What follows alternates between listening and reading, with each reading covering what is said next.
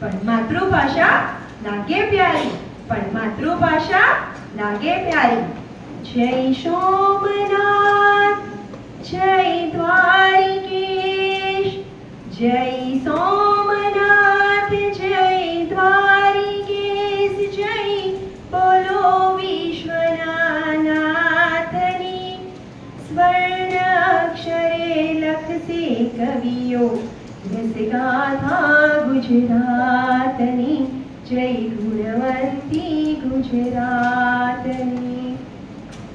આજે 21મી ફેબ્રુઆરી આ ગુજરાતી ગીતથી કરીશું, જેના શબ્દ છે ગુજરાતી ગુજરાતી ગુજરાતી.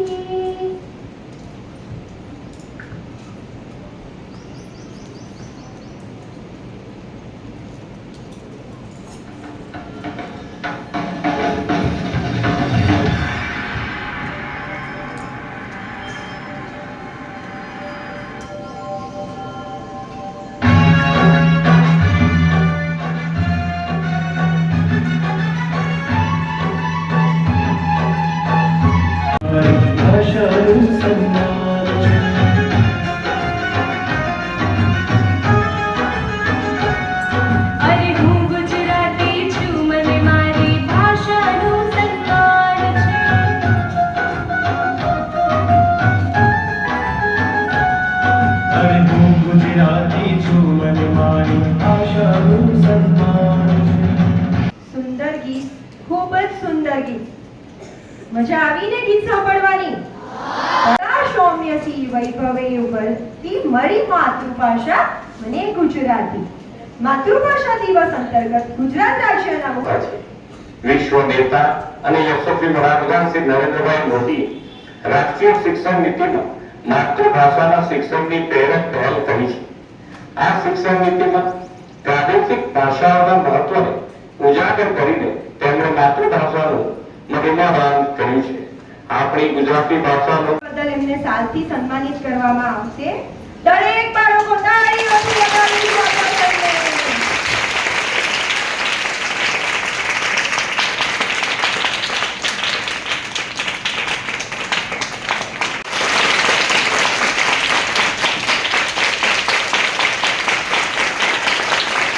આચાર્ય શ્રીમતી કિરણબેનનું પુસ્તક દ્વારા સ્વાગત હું પોતે કરીશ.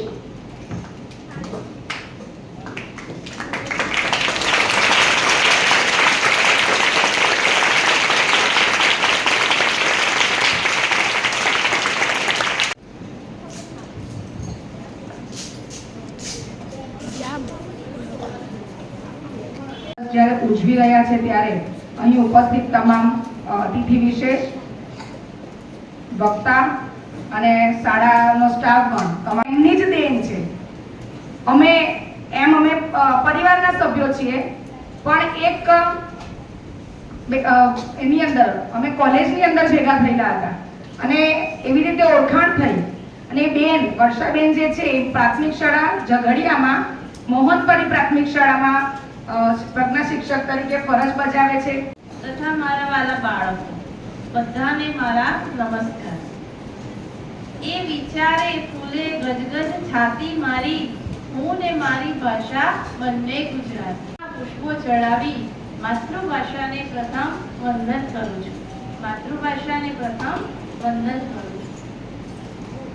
માતૃભાષા એટલે શું?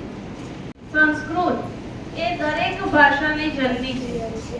પછી ભારતની બીજી બધી ભાષા, આપણા જેટલા રાજ્ય છે ભારત દેશમાં, એ દરેક રાજ્યની પોતાની એક આગવી ભાષા હોય છે. એ બધું જ આપણે જાણવું હોય તો અંગ્રેજી ભાષા મારે અને તમારે બંને શીખવી જરૂરી છે. એના વગર આપણે કશું જ જાણી શકીએ નહીં કે આ દુનિયામાં શું ચાલી રહ્યું છે. એટલે આપણે એનો પણ અનાદર કરવાનો નથી, પરંતુ આપણે આપણી જે માતૃભાષા છે એના બીજી ભાષાને આપણા પર હાવી થવા દેવાની નથી. આપણી જે માતૃભાષા છે એનો સ્વીકાર આપણે પ્રથમ કરવાનો છે. અને અકબરના દરબારમાં એક દિવસ છે ને એક પંડિત આવ્યા. એ પંડિત જે હતા તે એમને એવું કીધું કે મને દુનિયાની 14 ભાષા આવડે છે, પણ તમે કોને તે ભાષા હું બોલીને બતાવું, લખીને બતાવું, પરંતુ તમે મારી માતૃભાષા કઈ છે ને એ તમે ઓળખી બતાવો તો ખરા. એટલે ચુનૌતી આપી, પડકાર ફેંક્યો, બરાબર. તો અને આ પંડિત છે ને એ જ્યાં જ્યાં જતા હતા ને ત્યાં ત્યાં દરેક રાજ્યના રાજા પાસે આ પડકાર ફેંકતા હતા, પરંતુ કોઈ પણ રાજાના દરબારમાં એવું મળ્યું નહીં કે આમની માતૃભાષા શોધી શકે. તો અહીંયા અકબરના દરબારમાં પણ જેટલા પંડિતો હતા એ દરેક પંડિત એ લોકો પણ ચિંતામાં પડી ગયા. એ લોકોને પણ જવાબ આવડ્યો નહીં. એટલે અકબર રાજા હતો તે પણ ચિંતામાં પડી ગયા કે હવે કે આપણે આપણી માતૃભાષા છે એને હંમેશા આગળ રાખવાની છે, એને ભલો કહીએ, બરાબર ને. પછી કહે તું તો બહુ ડર્યો, બહુ ડર્યો. તો આપણે શું કરીએ છીએ? એને કટાક્ષ કરીએ છીએ, પણ આપણે એને કહીએ કેવો? ડર્યો જ કહીએ છીએ. એટલે આ આપણી ભાષાની મીઠાશ છે, આપણી ગુજરાતી ભાષાની. ત્યારે મને અહીંયા કવિ રઈશ નોળિયાર છે એમની એક પંક્તિ યાદ આવે છે. મેં તારા નામનો ટંકો અહીં છાતીમાં રાખ્યો છે, મુસાવા ક્યાં દીધો કંકો હજુ પાટીમાં રાખ્યો છે. મલક કઈ કેટલાય કુંડ્યા બધાની ધૂળ ચોંટી પણ, મલક કઈ કેટલાય કુંડ્યા બધાની ધૂળ ચોંટી પણ હજુ એ મારો ધબકારો મેં ગુજરાતીમાં રાખ્યો છે, હજુ એ મારો ધબકારો મેં ગુજરાતીમાં રાખ્યો છે. આપણી ગુજરાતી ભાષાની વાત કરીએ તો આપણી માતૃભાષા શરમાએથી સૌ કોઈ ડરે, કદી પડે માના પપ્પા ને પપ્પા તે દાદા, ક્યારે નરેલા માદા પપ્પા ના પપ્પા તે દાદા, મમ્મીનું ના ચાલે જો, પપ્પા પણ થાય સીધા ડોર, પહેરે સાડી સાયમાં છે બહુ મોટા, રાખે છાના મમ્મીના પપ્પા તે નાના,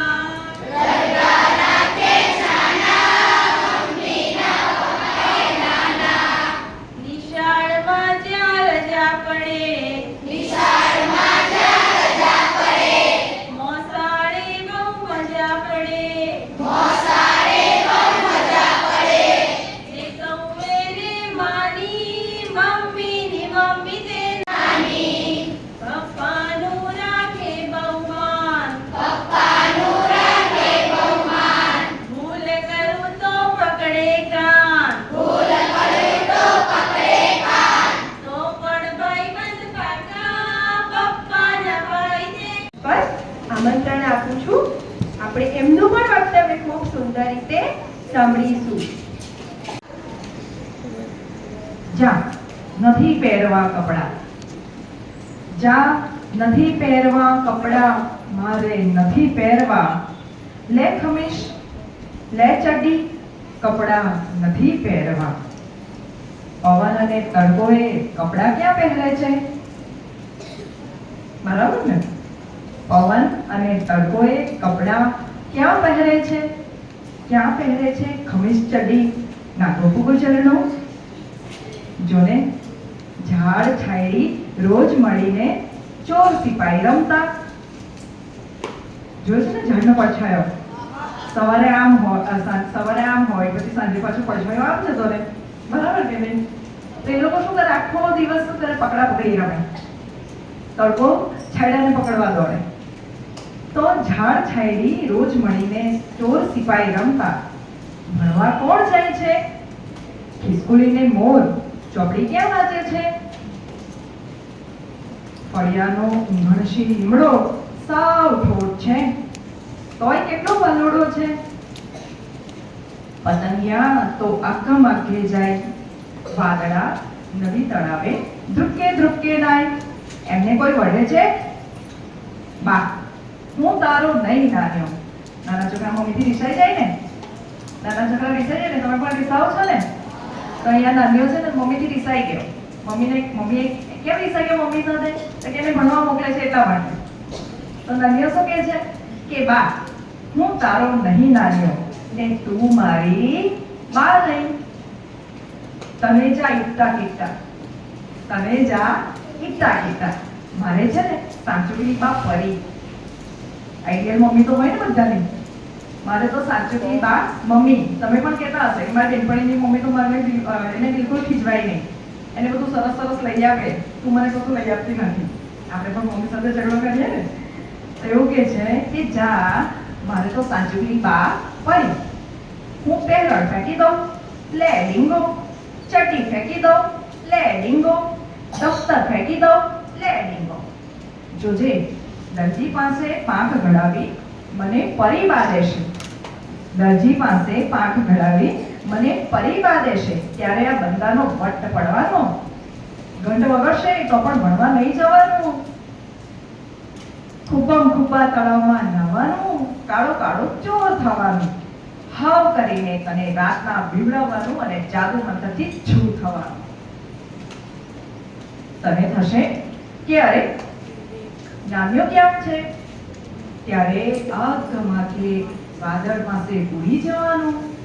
ઉડતા ઉડતા થાકી જાઉં તો તરત પરિવારના ખોળામાં ડાહ્યો મહ્યો થઈને ઘસ ઘસ ઊંઘી જાઉં. મજા આવી સાંભળવાની? તમે આવું કરો છો બધા? કરો છો ને? ચાલો, બીજી એક કવિતા સાંભળવી છે? મમ્મી ક ખ ગ ઘ. પપ્પાને પણ કહેવાનું, પપ્પા તાતા દાદા. હે ને? એટલે પપ્પાને પણ આવડી જશે પછી. એ જ રીતે આપણે ગુણનો ઉપયોગ કરીએ છીએ એટલે પ ફ બ ભ મ એ રીતે બોલાવશું. પડીને ખબર? અને આપણે કેટલાક શબ્દો છે ને, કેટલાક મૂળાક્ષરો નાકમાંથી બોલીએ છીએ. એ હું તમને લખીને બતાવું કયા કયા લખીએ છીએ.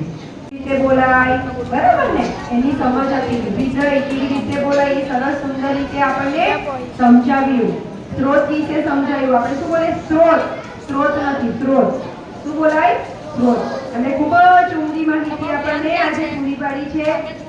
વર્ષા મેડમનો હું દિલથી આભાર વ્યક્ત કરું છું અને કહીશ કે ફરીથી કોઈ દિવસ સમય કાઢીને અમારા બાળકો માટે તમે આવજો અને અમારા બાળકોને તમારું જ્ઞાન પીરસજો. આજના હવે કાર્યક્રમના અંત તરફ આપણે જઈ રહ્યા છીએ. તો આજના સંયોજક એવા હેતલબેનને હું આભાર ગીત માટે આમંત્રણ આપું છું.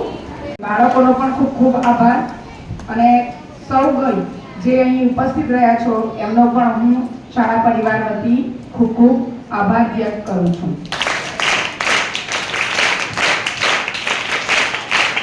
હવે આ ગુંજન કરતું અમારું ગુજરાત છે.